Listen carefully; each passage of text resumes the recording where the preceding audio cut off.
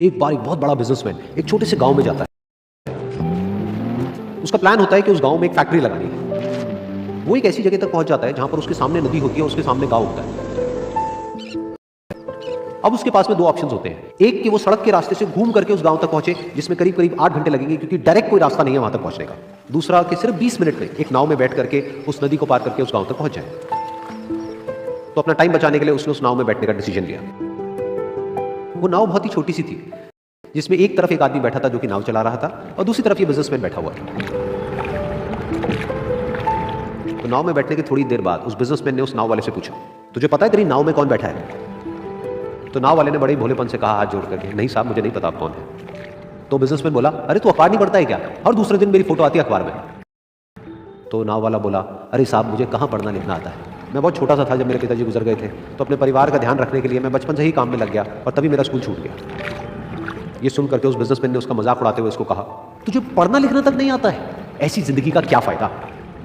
ये सुन करके उस नाव वाले को बुरा तो लगा, लेकिन उसने कुछ नहीं कहा। थोड़ी देर बाद वो बिजनेसमैन उस नाव वाले से बोला, अभी कुछ ही दिन बाद ये जो सामने तू जमीन देख रहा है, यहाँ पर मेरी एक बहुत बड़ी फैक्ट्री होगी जहाँ पर हमारे ब्रांड की मिनरल वाटर की बॉटल्स बनेगी। उस नाव वाले को बात समझ नहीं आई। उसने कहा, क्या बनेगा साहब?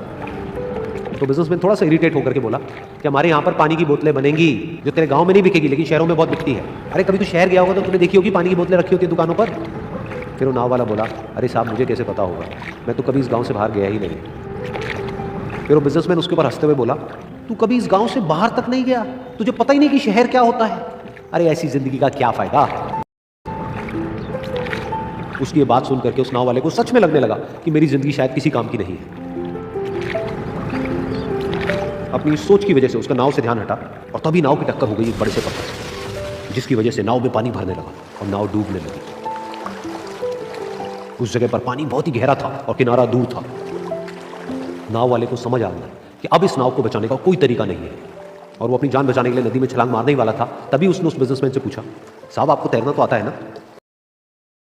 तो बिजनेसमैन घबरा करके बोला, ऐसा क्यों पूछ रहे हैं, मुझे तैरना नहीं आता है। तो उसकी ये बात सुन करके नाव वाले को हंसी आ गई और वो बोला, अरे साहब आपको तैरना तक नहीं आता, ऐसी जिंदगी का क्या फायदा? ये सुन करके उस बिजनेसमैन को अपनी गलती का एहसास हुआ और वो हाथ जोड़ करके उस नाव वाले से बोला, तुम जो कहोगे मैं तुम्हें दूंगा, बस मेरी जान बचा लो। तो उस नाव वाले ने बोला, अरे साहब आप घबराओ नहीं, मुझे सिर्फ तैरना नहीं आता है, मुझे डूबते हुए लोगों को बचाना भी आता है। आप मुझे कस के पकड़ लो, मैं आपको कुछ नहीं होने दूंगा। और फिर उस नाव वाले ने ना सिर्फ अपनी बल्कि उस बिजनेसमैन की भी जान बचाई। तो इस कहानी से हम एक बहुत बड़ी सीख ले सकते हैं कि हमें जिंदगी में कभी भी किसी का भी मजाक नहीं उड़ाना चाहिए या उसको अपने से कम नहीं समझना चाहिए, क्योंकि हमें नहीं पता कि हमें कब, कहां, कैसे, किसकी जरूरत पड़ जाए।